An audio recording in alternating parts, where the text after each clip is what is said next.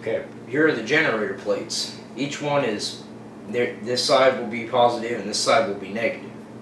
And each side, there's one plate positive, one plate negative, one plate positive, negative, and so on. And in the middle, we have nylon bolts with washers in the middle, and I don't know what these things are called, and these things put them in there to hold them together. So once they're holding them together, and we put power into here, each one of them will produce a positive and negative current, electrocuting the water, giving and the water will turn into its basic elements, oxygen and hydrogen. Right here, we have distilled water. What we're going to do is we're going to fill up the distilled water into this. Then when the plates start, when we put electricity into the plates, that will produce hydrogen and oxygen, and that will produce the required things to run the engine.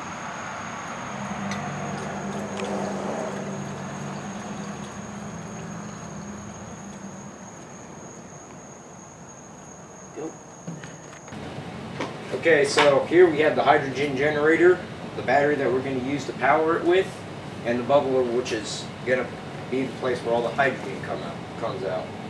So we've hooked up the plates, and we've put a little bit of baking soda here to speed up the process of this, because when we first did it, it wasn't fast enough to even to power a motor. So we put some baking soda in there, see what it does now. And so when this produces hydrogen, it will come through here into the bubbler, where the bubbles will come out, and the little hydrogen bubbles will come out here. So when the hydrogen bubbles do come out, then we'll pipe them into the motor, which we haven't gotten that far. But so far, we're going to put it into there and see if it makes hydrogen.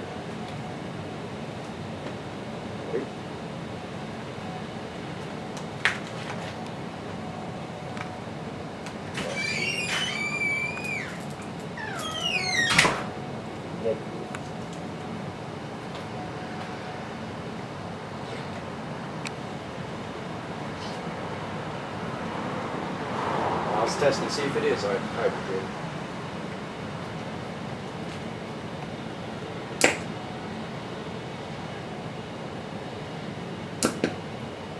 It is hydrogen because it exploded.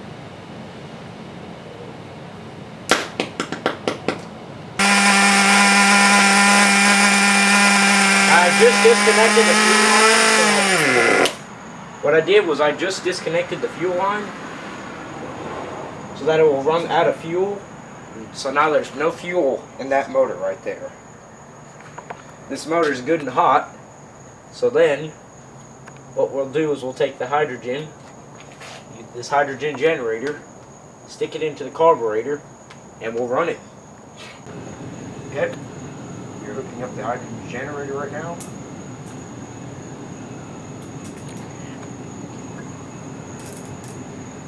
There. Now it has grip.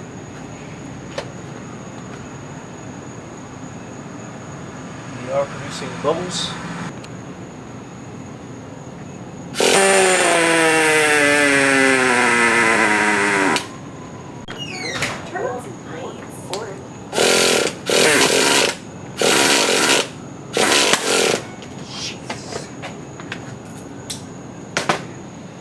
Well, we had a backfire.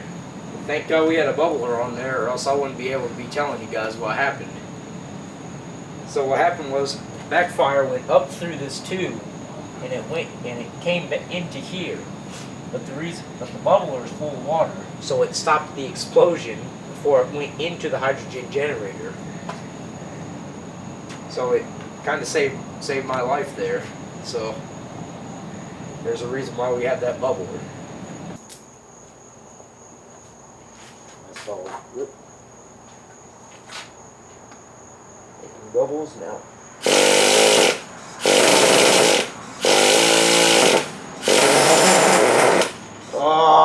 It was running.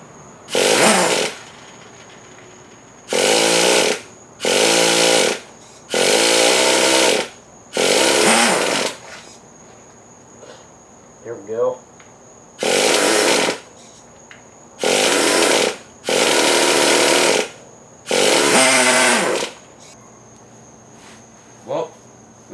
we got a internal combustion engine to run off of water. We got it to rev up, but we didn't get it to consistently do it. Now, if we had more time and some more time to experiment, we could probably get the truck to run like solely off of HHO. So, what we did to make the water into HHO, its basic elements, was we took the battery and we put wires onto each plates, and there's 6 plates. 3 positive, there are 3 positive, and in the middle we have 3 negative. So that when the plates are together, they'll electrocute the water, which will break it down to its basic elements, hydrogen, oxygen.